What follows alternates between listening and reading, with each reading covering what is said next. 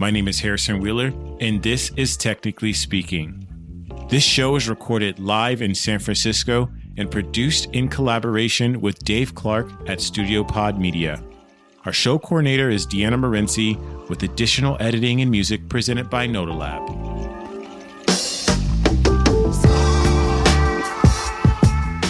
This episode of Technically Speaking is sponsored by Automatic, the people behind WordPress.com, Jetpack, WooCommerce, Tumblr, and more. Automatic's 1,400 people hail from 79 countries and speak 99 languages. Their open source software products democratize publishing and commerce so that anyone with a story can tell it and anyone with a product can sell it, regardless of income, gender, politics, language, or country. More than 1 billion people use Automatic products every month. Automatic also contributes directly to WordPress, the open source project that powers over 40% of websites on the internet. If you're ambitious, energetic, and driven by a passion to help people, you can make a visible, profound, and lasting difference working at Automatic. Visit automatic.com to check out the latest job listings today. That's AUTOMATTIC.com.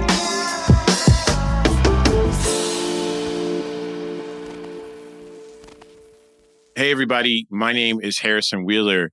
I am the host of Technically Speaking, and I'm glad to have Jay Demetillo on the show, lead designer at Grab. How you doing, Jay? What's up, Harrison? Nice to see you, man. How you doing? Good, man. So it's midnight there in Singapore. That is correct. I appreciate the dedication to come on the show. Yeah, no worries. My neighbors are actually karaokeing right now. You probably can't hear it, but I can hear it. It's hilarious. Oh, no, I definitely hear it, which means that our listeners are going to hear it. So you should tell your neighbor tomorrow, like, yo, you're being broadcasted on the internet from your karaoke skills. They need to chill, bro. Is this something that you deal with like all the time? No, because I'm usually the one that has karaoke parties. So to be honest, I think I started it. Nice. So Jay, why don't you let the listeners know a little bit about yourself? What's your 5-minute pitch? Yeah, sure. So my name's Jay. I'm originally from Brooklyn, New York. Grew up to my parents who immigrated from the Philippines. They all encouraged me to pretty much go into the medical field, which is very Filipino or very Asian in general. I was pretty much the black sheep, where I ended up actually going into design. And I studied at a small school, State University of Purchase, which is near, north of New York City.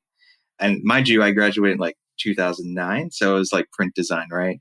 Pretty much I had a wild career. Just to keep it short, I pretty much evolved with the trends in the design world, where after I graduated, I actually got an animation job doing live animation graphics for television. Then I moved to San Francisco pretty much. I actually took a presentation job, which sounds crazy, but I actually worked at an agency. They are well known for doing all the keynotes for Apple and working with Steve Jobs, which is pretty dope. And then obviously presentations, the design, for me, didn't really vibe. So actually on to a couple agencies, and I ended up in a few companies, Twitter, Pinterest, to name a few.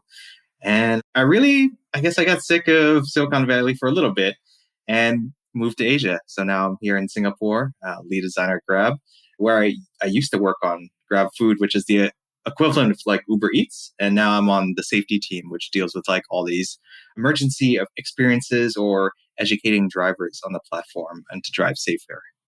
Awesome. So tell me, what was that transition like moving from like the Silicon Valley Bay Area to Singapore? And what has the design scene sort of been like there? It was painful for sure when I first moved here. And I know you also mentioned like why I moved here as well on the back, right? Like, so pretty much I moved here not just for job, but for love.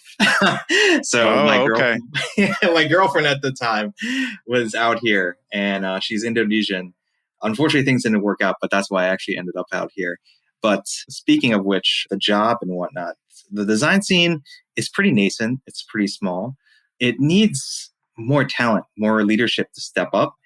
And in general, like I think the education scene in Asia just needs to be a little bit better, because it's not like San Francisco, like example, like San Francisco has got a rich culture. Obviously, there's a lot of talent there. Out here, I think we're lacking in a lot of those, events like SF Design Week. I mean, there is a Singapore Design Week, but it's not the same. There's not a lot of known companies that, show up to like student shows. So I think there needs to be more leadership in terms of us cultivating that relationship with the students, with the schools, and with the design scene in general, and having more events because it's not there yet. Have you been doing any of that yourself? Yes, I was. I was doing it for a while before COVID. So I was actually hosting a bunch of events. Actually, my friends flew all the way from San Francisco here because, a lot of the companies are now moving out here, from Netflix to Facebook to Indeed's like one of them. I know it's competitor of LinkedIn, but they all came out here and they actually spoke, which is pretty awesome. And that happened like every other month. I was hosting. They were called Shift. Actually, it was to pretty much shift the focus of design in Southeast Asia. So that's why I called it Shift. And I had those events, and they were pretty cool. Most of the community like remembers me for it, and now obviously we can't do that. So all the events are now moved to Twitter Spaces or Clubhouse in general. Yeah. So Shift, is that also, don't you have a podcast at that same kind of name, or is that just the recording of the events? That's just the recording of the events in general. Okay. There's a club called Shift that is on Clubhouse, but I have a podcast that's totally different from that in general. Okay. Is it design oriented? Like, what's the general vibe of the pod? Oh, yeah, no, that's a great question. So my podcast actually covers how tech impacts culture in countries that aren't really spoken about. I think if you come out here, Indonesia is usually spoken a lot about, same with the Philippines. So I actually try to interview people in countries like Myanmar, Cambodia, Kazakhstan. Like I'm looking into all these countries. And right now I'm in season 1 of Myanmar. So I have 7 episodes. Well, 3 is supposed to come out, but I've been lagging because of so much work I've been on my plate, man. But they're coming out. They will be coming out. And yeah, I'm probably going to do either 10 to 15 episodes. Myanmar, it's been hard because obviously if you've been following the news, Myanmar is in a state of lockdown. There's no internet, but the people that I've been interviewing is fascinating. So yeah, there's a lot to learn, and I won't spoil it, but it's a good tease if anyone wants to check it out. It's called Traces, and you can find it on Spotify or Apple. Awesome. So look, we were talking about Shift and Clubhouse and Spaces. So fun fact is that Jay and I connected on Clubhouse, whether it be in rooms that he was hosting or rooms that I hosted. And we were actually talking just about like how it feels like that connection, that auditory connection has felt a lot closer than, say, a formal Zoom interview. So I'm going to ask you this. What do you prefer so far? Do you prefer Clubhouse or Spaces? And what are some of the things you like about one versus the other? Man, it's hard right now because, I still got that Twitter love because obviously I used to work at Twitter. But right now, finding rooms or knowing if like a Spaces is happening is sort of a pain in the butt. Also, like, I do like the interface, like where you can like, heart, send emojis if you react. You'll also share a post or share a link, which is dope because everyone can see what you're talking about, right? And you can scroll left and right. But to be honest, right now, like I know there's like this weird exodus right now of Clubhouse because everyone's now like back to real life in the States a little bit. But I'm still on Clubhouse still. I'm still, waving that flag because to be honest, like I have built a lot of my connections on Clubhouse. And like you said, it's interesting because like the people I would have never met before, like you, or like Chris Toms, our mutual, like, our mutual friend on Clubhouse, like I wouldn't have met you guys in general. And it's weird, like we just connected and like there's something very honest about hearing someone's voice, right? And that's why you and I do podcasts in general. There's something nice about hearing and listening. And I think we find it more comfortable than like, let's say, like reading a text or tweeting all day. Yeah. Yeah. I think, there's less of a barrier, right? You can kind of come by yourself, and there's something nice about just the prompt, like in that time to really kind of riff off of. Like there's not pressure to sort of necessarily have a TED Talk, if you will, which I feel like has kind of been the case around conversations around design technology. It almost feels like it has to be very academic.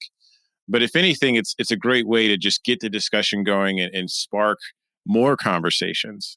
Exactly. And I think that's the beauty of Clubhouse, right? Because you and I could be having a conversation about, I don't know, design leadership, and then John Maeda just shows up into the room, right? Oh Or yeah. like Yeah. Yeah. Big Nap shows into the room and it's like, oh wait, like, hold on, let's bring him up.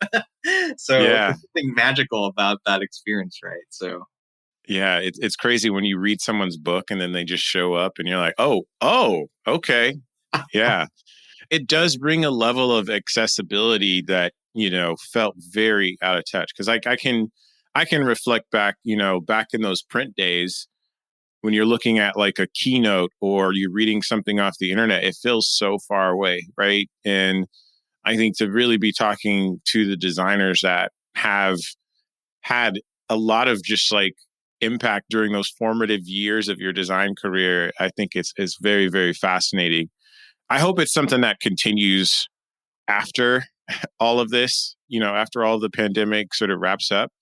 Are you seeing more participation or engagement with folks in Asia than you are in the US? I understand like we're on different timelines, right? As far yeah. as Yeah. how life goes. So are you seeing the engagement still pretty strong out there? Engagement in what terms? Are you talking about interaction in real Yeah, life? just like no. I mean like on your virtual like clubhouses. Like Oh, dude. are more people sort of tuning in? Like Nah, man, it's weird. And I think it comes down to, again, I think Southeast Asia and Asia in general, right? Everyone, and I'm not saying you, but like a lot of people think, it's easy for us to get along with each other. There is definitely, how you say, cultural differences between each country and how we perceive design or how we perceive conversations, right? And you can tell and I'm not trying to generalize, but like, you can tell most people just come to listen from out here. And there are very few people that are very confident to come on stage and speak out. So it is very tricky to engage with folks in general because, like, if I try to have an event, people don't want to have an organized, like, almost like a Zoom like event, right? They don't want to come to a Zoom talk, even if I organize it like a week in advance. They just want to make it spontaneous. They just want to chat to people that they trust or leaders, right? But it's weird because the engagement rate has gone down, even though more people have been coming on because Android came out. And, as you know, like a lot of Android users are actually out here.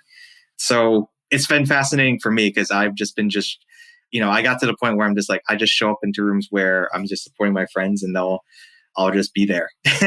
But like, yeah. if I hold an event, it'll be very specific. And I think people will not turn up to it because not here in general, because they know I'm like a little bit westernized.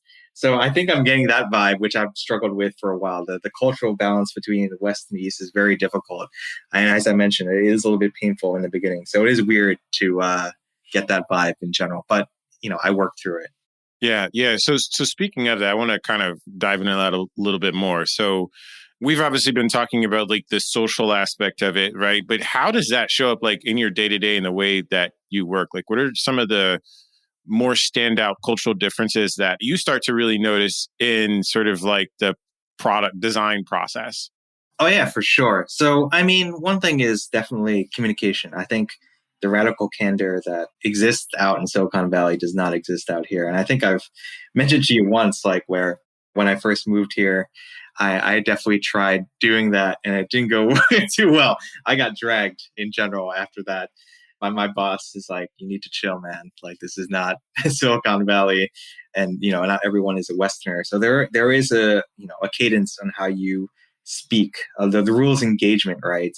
And how you align people, get everyone on the same page. And then in terms of design process, now again, this is very okay. I'm trying to compare because I'm also not trying to generalize because I know some companies do the same thing that China does. So in the West, right, there's the whole like, let's come together, let's ideate, let's look at the data, let's do some user research, let's maybe test it, run an A/B test, or maybe that's just, and then after that we ship it.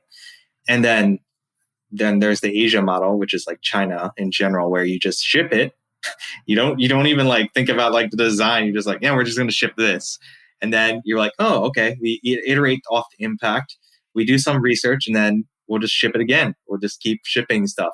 And I know Basecamp does this. So Jason Fried. So that's why I'm just like not trying to generalize because I know some companies do that. So, but that is the speed at which, some companies work at. I know ByteDance does that, which is like TikTok.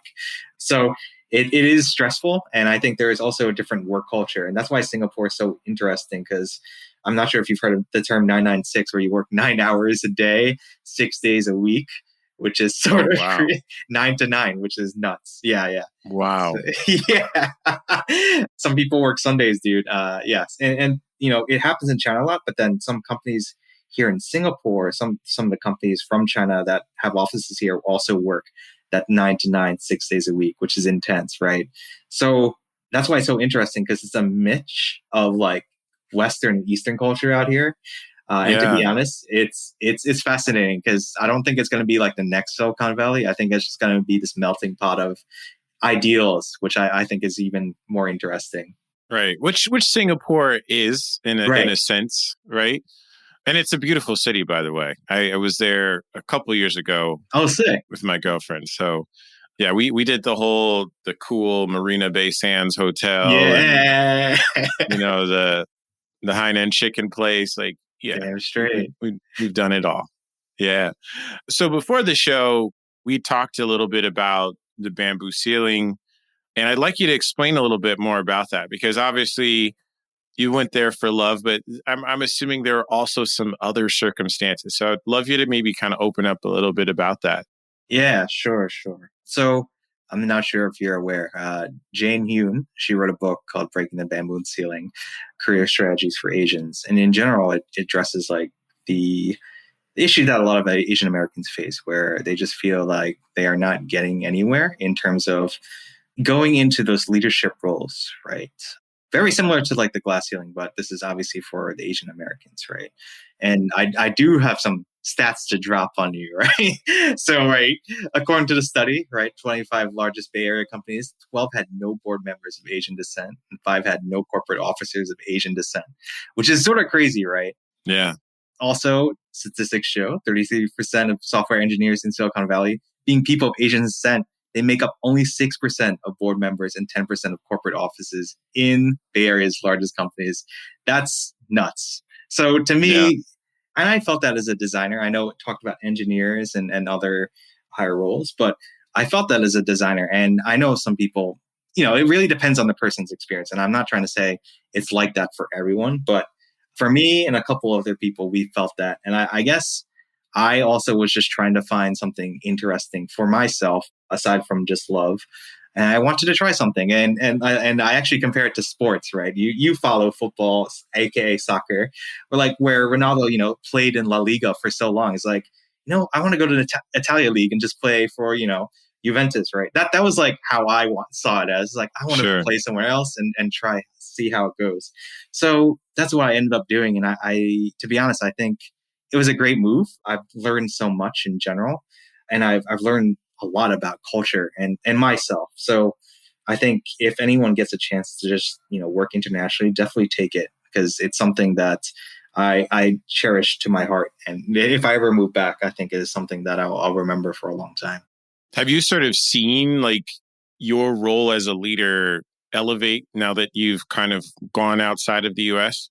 Yeah, it's interesting because when I first got hired here, right, Grab was technically a startup. It still is technically, quote unquote, a startup. Now we're about to IPO.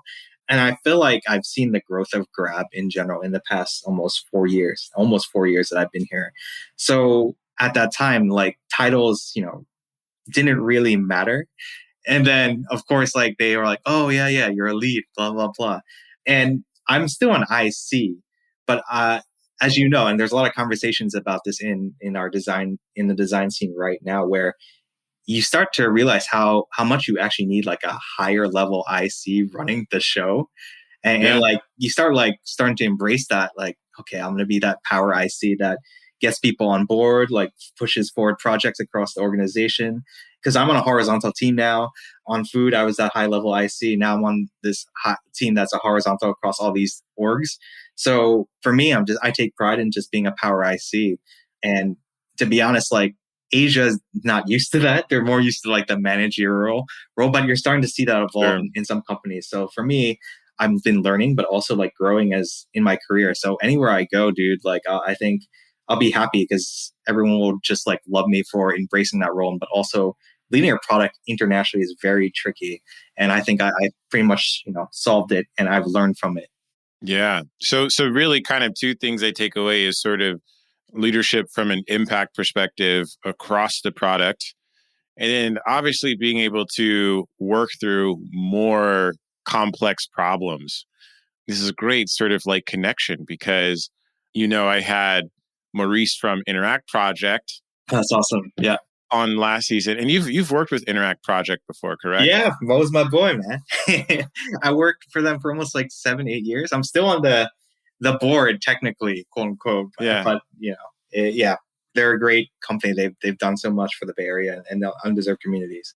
Yeah. So it's funny. I've had actually a lot because I think Renee, I had her on first season. She's also on the board. But taking it back to the conversation with Mo, we actually talked a bit about what that means because he's a principal designer, which is also a senior level kind of IC role, right? But I think for me as a senior manager, I love working with my senior design partners because it's a partnership. And I don't think a lot of people understand like that's also potential direction that people can go in. Even though you're an IC, you are a leader in that sense. So I think it's great that, you're able to kind of speak to that and people have a better idea of sort of what that might entail. Oh, dude. Yeah, for sure. I think, it's all about craftsmanship, but also if you're a senior IC, you're storytelling the whole project from beginning to end.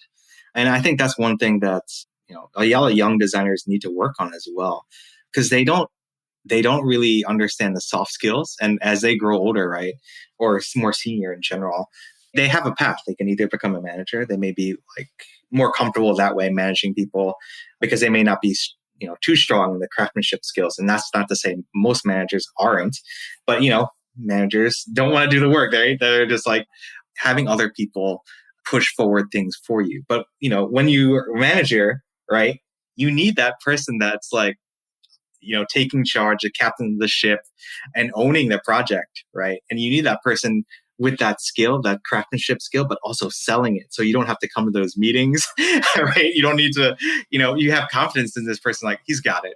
I'll just be in the back, just sipping my tea. And, if anyone has anything to say, I'll be backing my boy up, right? So, I mean, I think, if you're a manager, those senior IC level folks, they really make things comfortable for you in general because you don't have to worry about it. You don't even have a second thought. You're just like, he's got it. I don't even have to worry, right? And he's going to mentor and help grow the team. He thinks about all these different things. And for me, I think I've learned so much, but also leading different cultures into, designing a process. And that I think that's hard as a manager. If you haven't managed that ever before, that is very difficult. So for me, like whenever I transition to, managing a team or whatnot, I think I'll be very comfortable doing it because at least I went through those, those wars, those battles in general. Yeah. And then, when it comes to people management, there's a little bit more paperwork that you have to do. Oh, yeah, definitely. It's a matter if you want to do that or not, right? Awesome.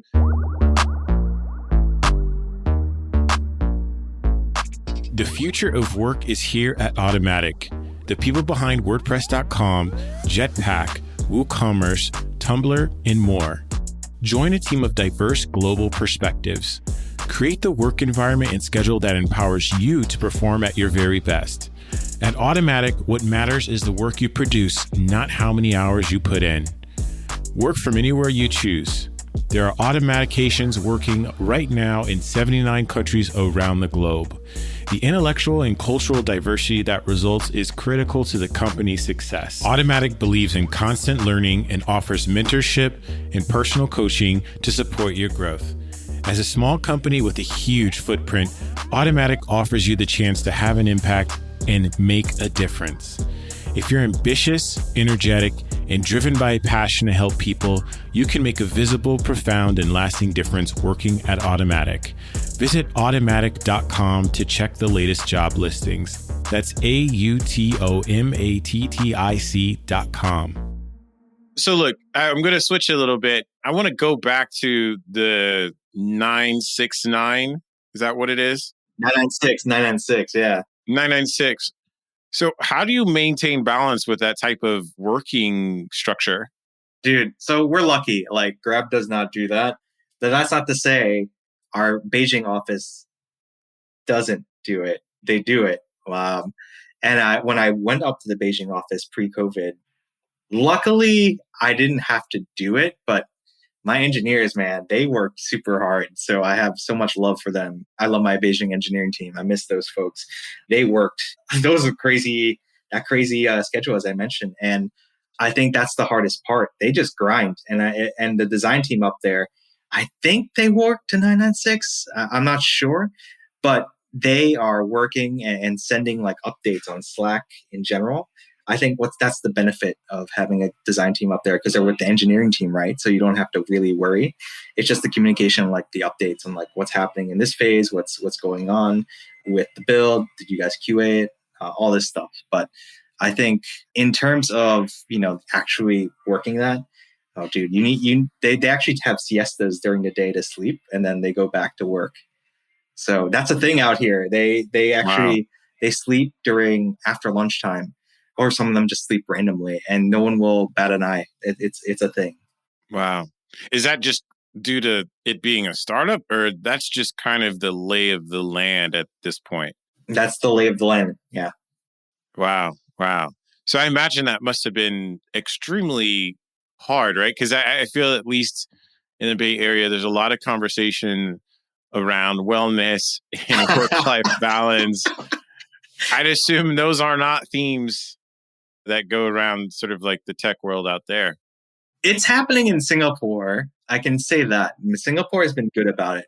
But that's not to say we can't control companies, right? People right. are gonna work hard regardless. So, and managers are gonna manage. So I think it will happen, but that is the lay of the land. I think China, I think some companies are starting to go that route, to be honest, but it's going to take a while. I don't think it's going to change for a long time. Yeah. So look, man, there's so much going on in the work life outside of that. Like, what's on top of mind for you right now? Oh, dude, I'm actually on the side. I'm hustling. I'm actually making my own shoes. Wow. Making my own shoe brand for Southeast Asia. So that's the top of mind right now. I'm not sure about you. Like a pair of J's? Yeah, a pair of J's. yeah, a pair of J's. I'm not sure about you, but like I actually, I'm exhausted with like looking at screens, to be honest. So yeah, I took a class. The dude, I guess he's done a lot of Nike custom shoes, and I literally built my own pair of Nikes from the ground up. You can follow me on Twitter if you've seen it. I'm gonna soon post the whole entire time lapse, almost the entire time lapse of me working on the shoe. Now I'm getting more material actually sent to me, and I'm making 2 more prototypes. So I'm slowly, it's crazy. So I'm building up to my own brand. I'm giving myself a year, and I already have factories lined up, dude. It's nuts. So what? Yeah. Yo, this is amazing. Is this like a passion thing, or is it just like I want to learn more about like the process? It's driven by learning, or is it driven by like I've always wanted to do this? Tell me where the thinking comes from. Yo, that's a great question, Harrison. It was weird. Like, so when Nike.com, like you build your own custom J's, right? And you get them, you're just like, oh, these are awesome. But then something in my head's like, why don't you just make your own J's, right? And I was like, yeah, what if I just do it myself? And then I took the class with like no hesitation. And this happened like maybe 2 months ago. And, like as hard as it was, I was actually down. I was like, this is amazing. This is awesome. Like I'm getting through this thing. And I did it within a month. And I think now It's just like a passion now. It's just like, yeah, let's do it. Like I'm down to make my next pair. So I'm going crazy. And the thing is, like for me, I'm trying to be more very eco-friendly. So I'm actually trying to build sustainable shoes for Southeast Asia. We'll see if it ever gets to the States, but I'm trying to be more friendly with the earth, obviously. So we'll see what happens in terms of material. Wow, that's amazing. It's inspiring. So, the next Yeezy brand is going to come from Jay Demetillo. What are you going to call them? Oh, no, great question. So I already have the brand name and everything. My friend's working on the logo. It's set. Is it too early for the listeners to Oh, get a sneak no. peek on the name? Nah, man. The name is Udara. Okay. Udara. Udara is Malay for, oh, shoot. Udara is Malay for the air. And then in Sri Lankan, it means great. So Wow. So air greats? air greats. Great air. Great air. Yeah. Yeah. Yeah. Well, I mean, the output of eco-friendly is great air. So you've got something going. Thanks, bro. Yeah. So look, I want to probably towards the end of the show. Is there any piece of advice that you want to leave for designers or design practitioners before we in the show? Oh man. All right. Just two things for young designers in general, right? The soft skills matter, communication matters, and it's how you present yourself, right? And who you surround yourself with as well. So that definitely matters. But I think more importantly, right, I think there's this concept that, we don't have a seat at the table. I think for me, I've said this multiple times, like there's always been a seat at the table. We just haven't sat down yet. And we haven't been able to communicate with our stakeholders the right way. So the seat's there. We just haven't been able to sit down yet. So change that thought process and push stuff and learn to communicate with others. That's why soft skills matter. Awesome. Thank you. And what are some ways that people can get in touch with you? Yeah, feel free to reach out to me on Twitter, Instagram, and Clubhouse, AsianXJ. As funny as it is, that's a whole different story. But yeah, feel free to reach out to me there. Awesome. Well, Jay, again, this is a great conversation. Love the energy. Thanks for coming on the show. And I know it's pretty late/early, depending if you're a glass half full or glass half empty person. So I want to make sure that you can get to your sleep or karaoke party as soon as possible. Thanks again. Thanks, man. No worries. And good chatting to you. Well, that's a wrap for this episode. Thanks for listening. Ratings and reviews help this podcast tremendously. If you're enjoying what you're listening to, I'd love it if you could leave a rating and a review on Apple Podcasts. I'll return the favor by giving you a shout out on the show and on Instagram. AJ Kim 0822 says, "This is one of my go-to podcasts to listen to while I'm driving. The cadence of Harrison's interaction with guests is great. Normally I play podcasts at 1.5 speed because the conversations can be a bit slow, but not with this podcast. Harrison has such wealth of knowledge and experience, and I'm so glad he created this podcast to share it." AJ Kim, thanks for the review. This means so much. I created these segments to be as long as they were so you could listen to them on that morning walk or that drive to work. Happy to hear that you listened to it in the context that it was created for. I'm looking forward to sharing more reviews on upcoming episodes, so don't forget to submit yours today.